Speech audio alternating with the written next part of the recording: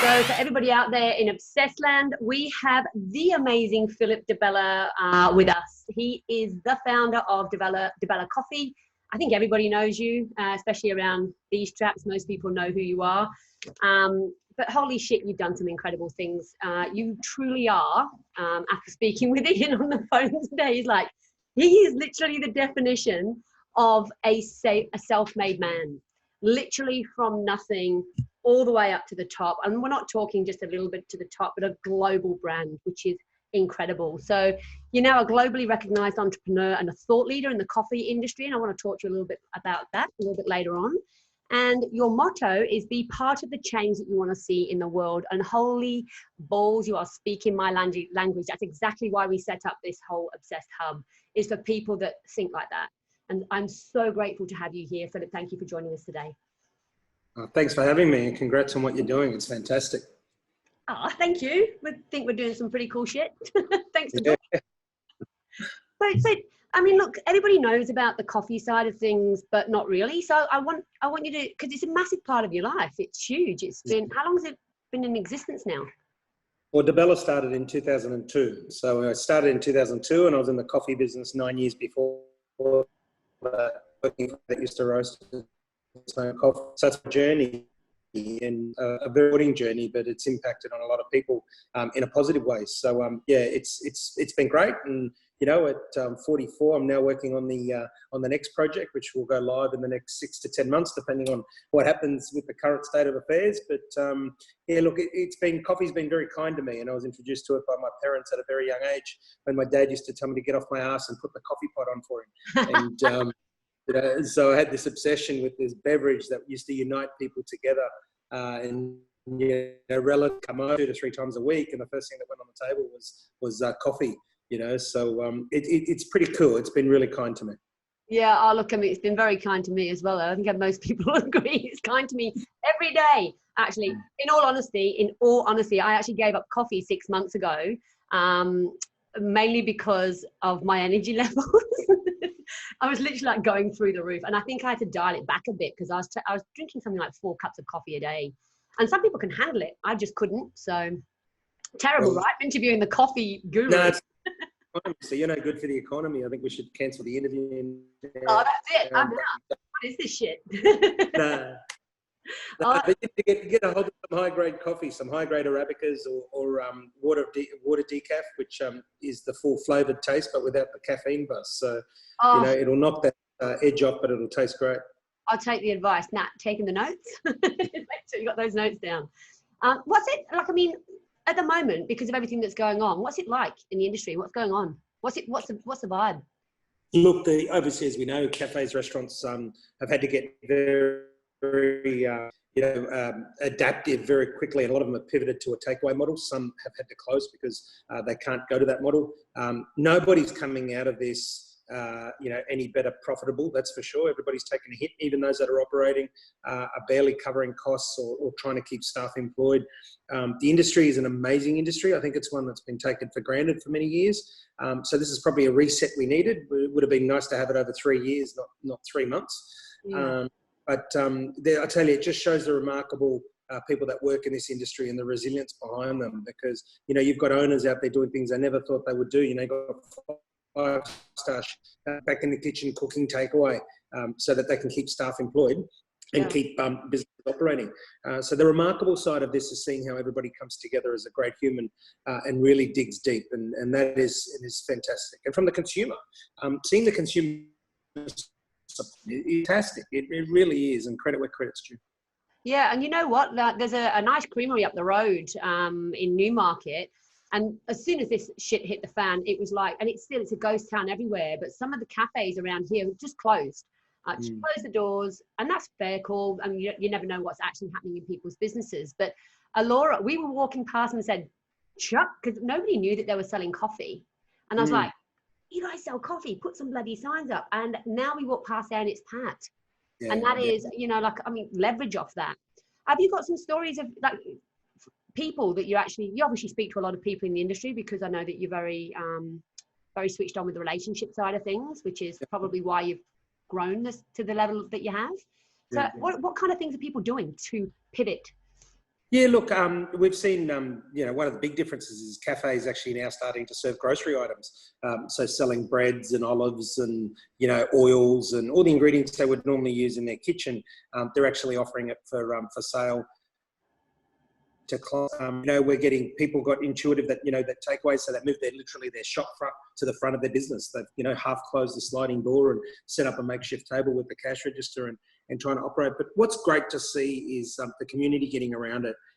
You know, I live in New Farm, you drive past the cafes here that are operating, and, you know, and people are spaced out, they're showing respect, people are patient. You know, and the majority, I mean, you get a few tools here and there, but that's the side that makes up society, right? But you're seeing people be patient, and let's face it, to be able to get out, it's not just the basic, you know, people said, oh, why haven't they just closed everything down? That's easier said than done, you know, because we might come out of this with pretty low levels of deaths and all the rest of it, hopefully, but the one I keep talking about is, what about mental illness? You know, what about depression? What about people not being able to get out and have that cup of coffee or go for a walk? I was vocal about yesterday's one, not allowed to drive your car unless you're going somewhere. What a crock of shit. Ridiculous. I was actually going to ask you that, and actually perfect segue. What the fuck? What are they talking about? It's actually getting ridiculous. And you know, one of the things that crossed my mind, you can agree or disagree, I'm like, well, they've got to pick up all the money they're spending somewhere. They've got, I mean, fining people for getting in your goddamn car, like, and then forcing people to lie to go, that people actually just want to go outside and go for a drive. People going crazy. Yeah. Well, it does. Contradiction, right? Because you made people vote a couple of weeks ago, or last week. You're allowing farmers markets on at the moment. People are allowed to still go to supermarkets and do their shopping, so rightly so, you know, but you can't get in a car where you buy yourself, or you can't get in a car where it's you and your family member, which you live with anyway, and they'll drive. And I think, you know, some sensibility needs to come through. I think, and let me put it out there, I think federal government's doing a very, very good job. You know, this is unprecedented. Of course, there's some things one can think they do better, but no one's an expert here because this has never happened before, right? And we won't know how well we feather till we get to the end. And caring community will get us through this, you know, but, you know, to be sitting there and making stupid laws as we go, I think there's some things that are common sense. Like we saw it with the hairdressers, and they backflipped, rightly so, they backflipped on it, you know, 30 minutes to get your hair cut. Well, somebody can have my 29 minutes because, donating it. You know, I mean, yeah, but I mean, they changed that one within 24 hours. They realised how stupid that was, and they said, you know, well, and they changed it. And why wouldn't you do the same? You know, that learner driver in Melbourne that got fined, are you for real? I mean, that's a perfect time to be teaching somebody how to drive, right? It's school holidays. It's you know, getting them out there and something. Yeah. Oh, mate, singing, like it's coming out of my head. I totally agree with you. It's absolute madness. And I think, to be honest, look how quickly things can change. You know, previously with politics and all that, not to get too political, but it's so obvious that things can change just like that, and they make those decisions that quickly. And I know that can't always be the way, but and I think we were talking about this before, when it comes to, because I know that you went on and you were talking about ScoMo, and that was brave because a lot of people don't put the toe in that pond, or, you know, don't talk about the politics and all the rest of it. But I'm like, fuck yeah, that's exactly how you need to look at it. You were talking about how ScoMo is doing a great job, and that's got bugger all to do with which side of the fence you sit. 100%. This is not a time for politics. This is not a time, you know, I'll put it out there. I'm not getting anything from ScoMo. I mean, any of these policies don't apply to me. I've got to dig into my cash reserves, and I've got to do what I'm doing. And that's okay, because you know what? I'm very grateful and appreciative for what I've got. And I'm grateful for appreciative that life's a cycle, you know, and in good times you plan for bad, and in bad times you plan for good. And if you pick the cycles right, you know, because the most important thing right now is three things: is a roof over your head, food on your table, and electricity. They're the three things that everybody needs right now, and everything else is to be grateful and appreciative for. But I think that, you know, the banks, I've got to commend them, and I've been the first one to tear them apart over the years. They've come out very quickly and you know, and were swift in their action to help people. You know, the government's doing everything it can, going above and beyond. The new one with the childcare was fantastic. I mean, how great was that? You know, are they going to get some things wrong? Of course they will. But, you know, there's no script here. No one's perfect. And I think everyone just needs more understanding. Correct. And how much of this shit do you think is actually going to stick after we're through it? I mean, that childcare thing is something that everybody has been wanting for a long time. I would be very, it'd be interesting to see what sticks. Yeah. Look, my only thing is I just hope that there's planning done for when we get to the other side, because that's when you'll really need the stimulus. And that's why, I've already started talking about, well, where possible, support local, where possible, buy Australia first. And of course, where possible. I mean, you get some idiots making comments, oh, what Australian cars are we going to buy? I mean, this is not a time for people to be a bunch of dickheads. This is a time for people to just pull their heads in and go, where can I support local? Where can I support Australia? And this stuff where they go, oh, but Australia is more expensive. Yeah, short term. But it's actually more expensive long term by buying overseas, because the money leaves the country. And it's times like this that you can see what having a healthy economy is all about. Because, that $116 billion package of the 1,500 JobKeeper allowance, where did that come from? If we weren't in good shape and our banks weren't AAA rated and all the rest of it, there wouldn't be anything to be handing out, I can assure you. Yeah, no, like, it's so good, and it's absolutely so true. Like, I just, the mind boggles, and everybody's got something to say about how he's doing that job. I actually think he's doing a freaking great job. I would hate to be in this chair right now. I really would. Yep. And then people are quick, they're quick to judge when things are wrong, and they're quick to judge when not. But I believe credit where credit's due. And this is not a time for politics. This is not a time for... About being a good human. About being a good human being. And it's just obviously on the next level. And to actually watch somebody publicly handle something this massive and then have a go at them. It's like, you can't even cope with it with you. You've lost your bloody job. He's literally having to deal with, I couldn't even imagine. I'm fairly sure, I hope you're hooking him up with all the coffee, because he's going to need it. I'm sure any of it. But, lifetime supply. Yeah, but it's like I said, that's why part of Gandhi's words, be part of the change you want to see. If everybody just does something, everybody does something, and everyone's got different resources. I've been talking about from day one. I said to people, sit down with a piece of paper and write down all your responsibilities. Write down everything that you're responsible for, whether you've got children or don't have children, because everybody's case is different.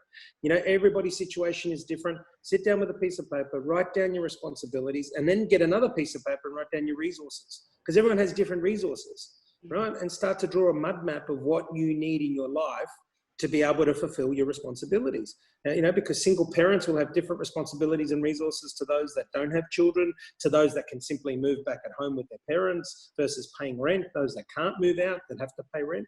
Everybody's in a different scenario. So no solution is going to fix every problem. That's a really simplistic way, because a lot of people at the moment, Phil, they're going to be in a state of overwhelm. And that's a really simplistic way to kind of list everything out and work out what, and not being beyond your means. Because it's not always been a bed of roses for you, has it? No. Look, I'm a son of migrants. My mum and dad came here with with two. There was four of them in one suitcase. So my brother and my sister were born in Sicily. They migrated out here 55 years ago. I was the afterthought. I was born in 1975. And Dad tells four of us in one suitcase, and we couldn't speak the language. Dad used to earn $450 a week. I'm a son of migrants. They never owned a brand new car till I bought it for them as a thank you, for everything they did for me. But we had great food on the table.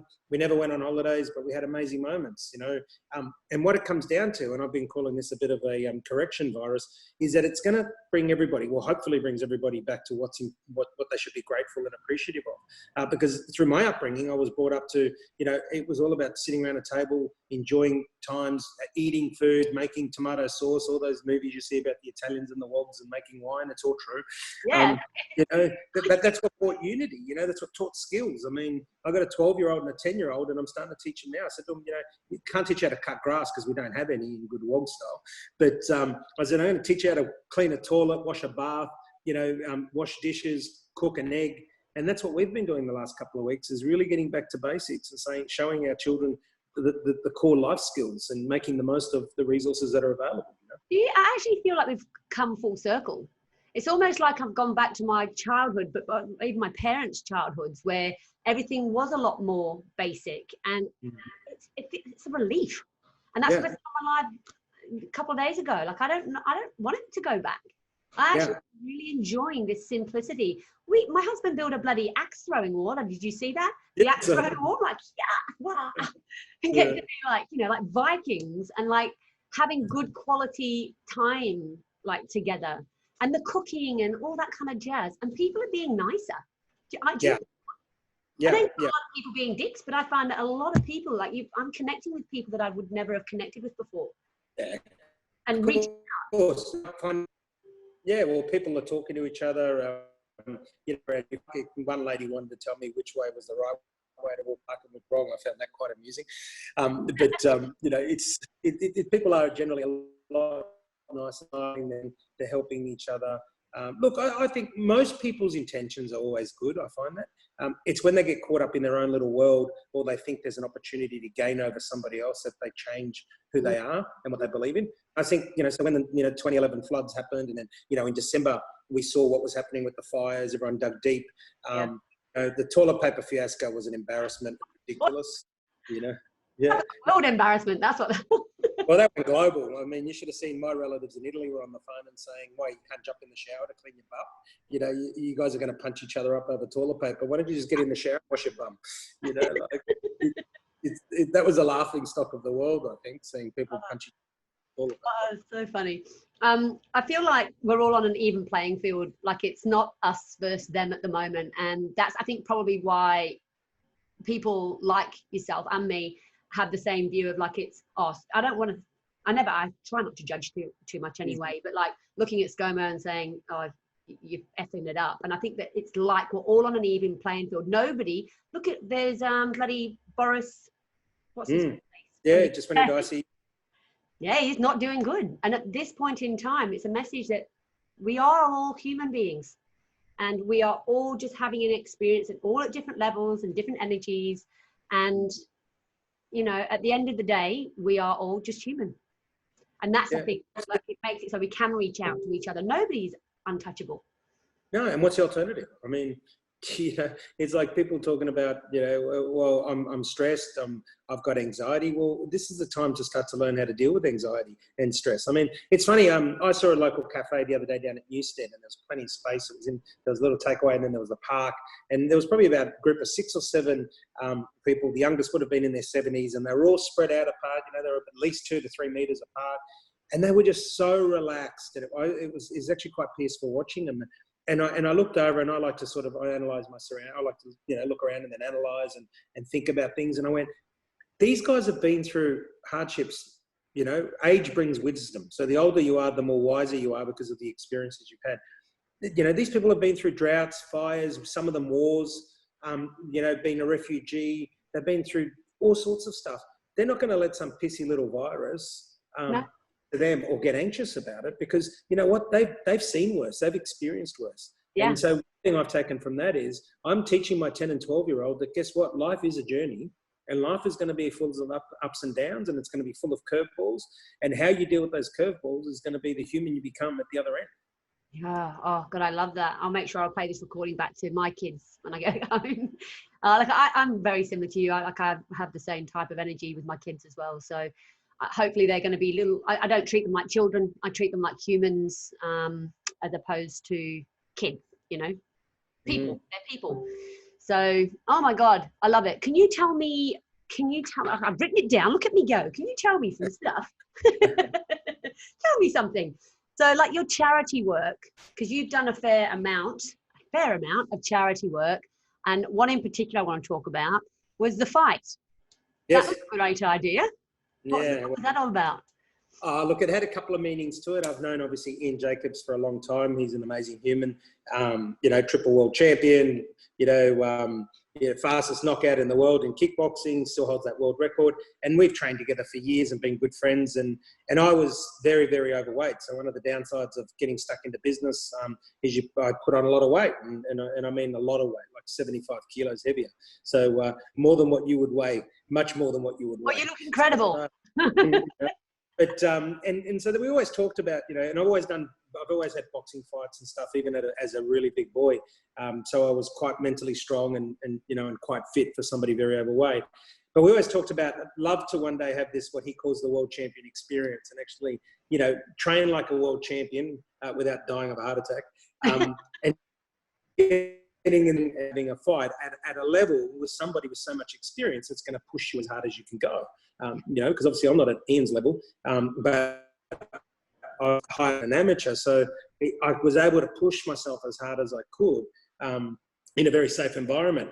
And both of us, and Ian does a lot of stuff for charity as well. And we said, hey, let's do it for charity. And we did it for Lifeline to help build an app. That was one of Ian's dreams, is to get an app built for people to be able to communicate 24/7, with somebody that they need help with. So it was actually 1 year and 1 day ago. So the 6th of April, 2019, we got in the ring for charity. We raised, I think it was over $12,000 or $13,000.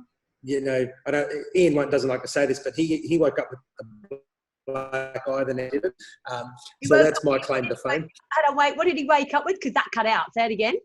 He woke up with a black eye. I didn't. I was good. So that was my claim to fame. But I'm He sure has never told me that. He has never told me that. I'm sure he was going a bit easier, on me. But it was good. It was different. It was learning. It was challenging. It was for bullying. So little Charlie Hall, who's a WBC ambassador, who's a great human at a very young age, doing great things for bullying and children bullying and stuff like that. He's an anti-bully ambassador, recognised globally now. He was there, and he flew him down and came down with his family. It ticked a lot of boxes. My charities that I've always involved in is around children. That all came from being a new kid on the block when I started the company in 2002, where a lot of people said, oh, what are you going to do? You're new to the industry. And I said, well, it's all about the future. Yeah. And so that sort of stuck, and children's been what we've always supported.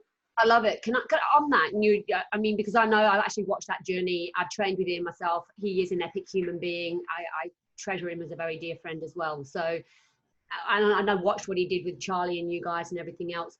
The bullying side of it is, I just want to kind of like meld the two together with business. Like, you were the new kid on the block in business. Yeah. Did you experience bullying in business? Because I talk about it a lot. Yeah, it happens all the time. I got bullied by people that were, multinationals. I got bullied by he wasn't my father-in-law at the time, but I was dating his daughter. He was trying to send me broke because I'd left working for him and gone out to start on my own because he was going to sell his business. And the bullying obviously just happens in a different way. But, bullying is anything that makes you feel that you've been tread on and been dragged down. And of course it happens in business all the time. And it was one of the mottos I took into business. I grew from a one-man band to having over 400 staff across different businesses globally. And I said to people that there's no seat on the bus with me if you badmouth other people. So it was one of the mottos that stuck, is we don't talk badly about anyone else. We don't talk badly about other companies. We don't talk badly about other humans. If you do, this is not the right company for you to work in. Yeah, it doesn't. Yeah. That's how you handle it. That's how you handle the bullies. Literally just 100%. Yeah. Yeah, and what I used to do in conflict, I had the best conflict resolution. When someone came and whinged, I used to grab the person they're whinging about and put them in a room so sort it out. Yeah, don't whinge to me. I don't want to hear your problems about somebody else unless you've spoken to them first. If you've spoken to them first and you can't come to a resolution, let's sit down and talk about it. But that's how. What about all the red tape now?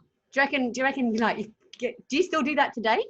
Oh, you just sidestep some of the red tape, again, I know. It's down to what intention. It comes down to people's intentions. And my intention is not about creating more conflict. My intention is about trying to solve it when it's a spark. Yeah. Sparks don't put out a fire. Well, you've got to if there's a problem, say it. This is it. And you've got to make sure that you've actually got the right people around you in the first place. So again, like relationships, I know that is at the core, at the absolute core of everything that you do. What's this world first thing? What is it? What are you doing? So we're putting together the first We Work for Coffee.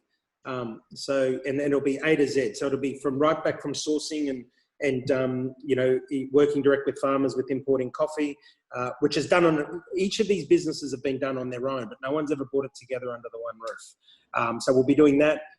We'll be setting up a coffee alliance where people can come and manufacture their own product. So using all of our equipment. And we'll also be setting up a We Work for Coffee where people can come and be in residence rather than operate their own business, come and be in residence there in a communal space. And then we'll have a membership organisation that stems from coffee enthusiasts to baristas to cafe owners to suppliers. So we're really doing the one-stop shop. We're building a facility. The brand will be a facility. And it'll be, my brand promise to the market is where the coffee community collaborates. And anyone that doesn't want to collaborate is not invited. Anyone that comes and wants to tear will be kicked out. It is one place where everybody feels safe, united, and can work, whether they're a supplier, a barista, a cafe owner, a restaurant owner. Everybody's there under the one roof, working together for a common goal in this industry.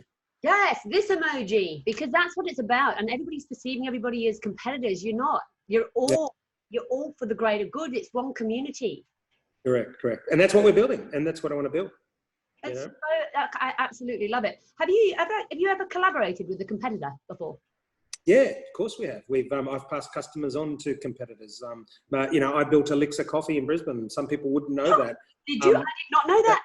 So it was actually my brand. I started it, I conceived it, and then I sold it. They're my wife's cousins, and they bought it off me. Oh my God, I love that family. They're around the corner in Wolverhampton Street. Is it Wolverhampton? Yeah. Next one over. Yeah. And they've done some great stuff. So I started that, I founded it, and then they bought it off me, and they've taken it really well. Man, I love when I drank coffee. I actually was convinced that there was some sort of drug in it. I was like, this is so good. Yeah, I did not know that. I did not know that at all. God, you're amazing. You're epic. I'll cut it. Not yet. Stop. We've got work to do. We've got work to do. Look, can you offer us some words of wisdom, like for everybody that's going through and feeling really low at the moment? Because I know that you talked about mental health, and it is important for everybody to stay super, super positive, but then that's easier said than done. So is there something that... Yep. So what I do is I'm a very visual person, and our brains at the best of times are having 60 to 70,000 conversations a day with ourselves, and I think people don't realize how detrimental that can be, right? So 60 to 70,000 conversations at times in stress and anxiety, it could be double that. So what I say is I live by three things. One is be part of the change you want to see in the world. I'd say to people, grab a piece of paper and write that down at the top. What's the change you want to see in the world? And I say write it down because it gets it out of your head and it doesn't use it, right? What's some of the things that you're going to do to be part of the change? And they can be tiny. They don't have to be anything. It can be buy some shopping for the neighbour, mow their grass, whatever it is. The next one is life is measured in moments. So make a list of the things that captures moments, and that can be around personal, professional, and family. What is it that captures moments for you? And some people say the aha moments or the things that take your breath away. And then the third one for me is all about being the best you can be. So what is it that I can do that can make me better today than yesterday? Or what is it that I can do that's going to make tomorrow? Sometimes I'm going to slip up. There's no such thing as perfection, and I'm going to have shitty days like anyone else, and I'm going to do some shit things, whatever it is. But how do I just get back up and say, today I'm going to be better than yesterday, or tomorrow better than today? And a great resource that I've been doing a lot of work around is Dr. Joe Dispenza. So Dr. Joe Dispenza is awesome. A really, really good resource. I happen to agree with you. There you go. Yeah. You're in good hands. Hey, so good. And have you read, I've got the other one, which is Becoming Supernatural. It's so simplistic. The way he explains it too. There's many books that you can get on this kind of stuff, but the way that he delivers it is so easy to digest. He's amazing. Oh, he's so good. Yay. Oh, look, Phil, thank you. I didn't know. Hey? I didn't know how to spell quantum physics before. Now the way he explains it, is because he combines obviously neuroscience with quantum physics and and epigenetics and neuroscience. He combines it all, and what I love about it is it's all based on factual research. So you can actually work and see what happens. And my wife's actually done a couple of the classes. And I'm supposed to see him in Melbourne in July if we ever get this travel ban lifted. So hopefully he still comes out. Yeah, that'd be awesome. I didn't know he was going to be here, but I'll see if I can try and be there at the same time. But I love, it makes me feel very clever. I'm like, oh, talking about subatomic particles. I'm like, oh, talk about atoms and stuff. I get it. I'm like, I get it. But the thing is articulating it. He articulates it beautifully. Look, thank you so much for joining us. Is there anything else that you want to offer? I think we've pretty much freaking covered it all. You are one heck of a human. I love everything you stand for. And this is not me just feeding you full of shit. I honestly have watched you for many, many years. I know of you. I know how amazing you are. Again, I struggle with articulating stuff. But I'm really grateful for you coming on here and being part of what we're doing, because it's all about sharing. And I really, that's what we want for Obsessed, is for everyone to understand that we've all got so much more to give beyond currency, as in financial currency. We can share our energy and help each other, so that when this shit hits the fan again, it's never going to be as scary, because I know that a lot of people are struggling right now. Yeah. So grateful, so grateful for you being here, darling. Thank you so much. Thanks for having me. Thank you. And the last thing I'd say is people to work more on their brand, work on their personal brand. So again, get a piece of paper and pen, and what do you want people to say about you when you're not in the room? What do you want people to say about you at your eulogy? That's all the things that shape your personal brand. And if people are conscious about creating a personal brand, they're just going to be better humans. Goosebumps. Absolute goosebumps. That's exactly what we're talking about. People are focused on the marketing side of it. No, I've got to have a business and have all the cool logos and the fancy shit. Actually, people just want to connect with people. They want to know more about you, which is why personal brand now is way more important than anything else. And that is what's happening now on social media, people reaching out, wanting to get to know people. So you are on the money, mate. Thank you. Rock my socks. Thank you so much. And hopefully we'll see you again in here soon, hey? Thanks, Hayley. Thanks for having me. Congrats on what you're doing. Thank you, darling. Cheers. Bye-bye. Bye. Bye.